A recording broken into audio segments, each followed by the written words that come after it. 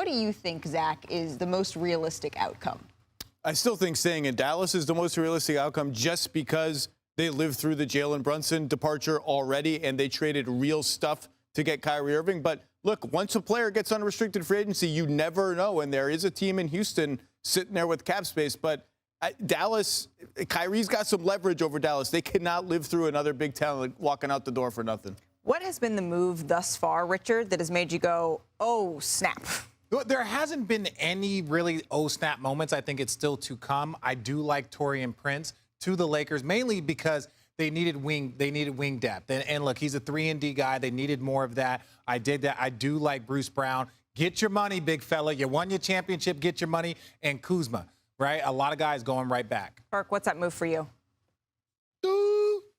Back up the minivan, baby. Back up the Brinks truck. And look, when Kyle Kuzma got traded from the Lakers after winning the NBA championship, he went proved to the world, and he went did his thing in Washington and earned every single dollar of that $102 million. And I applaud him. A young player that didn't feel sorry for himself and went got that bread. It's amazing you feel great about Kuzma's numbers with the Wizards, but not Porzingis. Continue. I was saying back up the minivan because George Niang headed to... Kuzma got a championship. Well, there you go. What's that move been for you thus far, Zach? I think Bruce Brown, that's a big deal to go to the Pacers and a big loss for the champs who are. This is what happens when teams get expensive. You got to replace role players with youth and guys you drafted. And George Niang to Cleveland, they needed shooting. He's not a 3, but he's, kind of versatile, another big man. They also needed some toughness. They needed some toughness. They got bullied against the Knicks, and so I think George Niang, even if he's not the bully, he's going to challenge some people to not get bullied. One other move that our Ramona Shelburne reported for Jeremy Grant, 5 years, $160 million. That's what Clutch CEO Rich Paul is telling Ramona Shelburne. What do you make of that? It's a lot.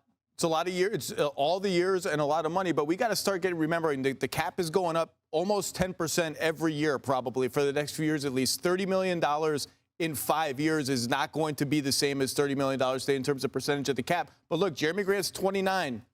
Damian Lillard is on the clock. Like, that's a move you make in hopes of building around Damian Lillard. Look, you're talking about 5 years, Jeremy Grant. And look, the thing that I like about him most is that he improved his three-point shooting, shot close or right at 40%. So now, even as your athleticism drops, as long you've seen it with other players not add skill sets, I like Jeremy Grant. I do worry about his contract at 34 years old. I know players are playing longer, but that's a lot of money. I mean, he is in the middle of his prime, right? So you're going to get at least 3 years of that. And here's the thing about Jeremy Grant. He's every bit of 6'10". He improved his three-point shooting. Offensively, you could use him in so many ways. You could throw him at the 5 position because he's capable. Sorry to interrupt you, Kendrick Perkins. We have some breaking news right here on SportsCenter, if I could. Our Tim McMahon is reporting that Kyrie Irving has agreed to a 3-year deal here to return to the Dallas Mavericks. What's your reaction to that, Perk? I love it. I think it's fair for both parties. A 3-year deal for the Mavs. I actually think the Mavs won in this one. A 3-year deal for Kyrie Irving is not too long, 4 or 5 years. And again, he deserved the money. Since he was traded, why are you making that face? But I'm just saying, okay, since he was traded to Dallas and he put on the Maverick uniform, he has showed up and showed out every single night that he was on the floor. No disagreement there. I think Kyrie, again, he's a box office player, right? Look, he is that dude, a closer, all the things. They got to figure it out. They got to match up him and Luka, especially on the defensive end, how they pair that out. But ultimately, the reason why we didn't see that 4-year deal, right? Like, Kyrie as a person, talent-wise, is a 4-year deal. I think that 3 years is something like that was probably the thing that they were trying to negotiate. Zach, I'm very curious to get your thoughts on this on our NBA Today free agency special that's coming up in just about 10 minutes. For now, Elle, we are reacting to the news that Kyrie Irving has agreed to a 3-year deal to return to the Dallas Mavericks. The biggest free agent is now off the board. Yeah, first hour of free agency, the Mavericks and Kyrie Irving have agreed to a 3-year, $126 million deal to keep him in Dallas. This has always been the top priority for the Mavericks this summer.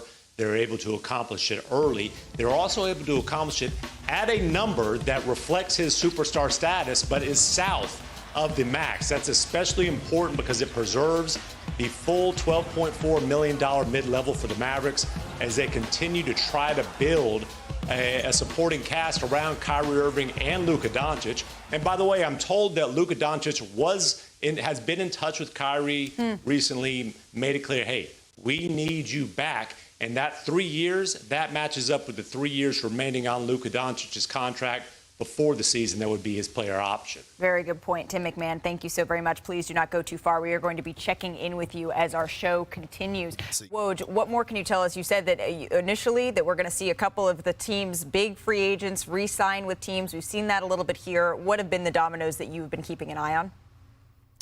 Malika, you're right. And you look at the players on a few on $100 million contracts we've reported so far. Kyle Kuzma stays in Washington, $102 million for him. Cam Johnson will re-sign with the Nets, $108 million. He came over in the Kevin Durant trade back at the trade deadline. And a really important one for the Milwaukee Bucks. Yeah. I'm told Chris Middleton, 3 years, $102 million. That'll include a player option to return to the Milwaukee Bucks. His agents with XL Sports got that done tonight with John Horst. And now Milwaukee turns its attention to Brook Lopez, who they very much want to re-sign. And then a story you and I both reported together, Malika.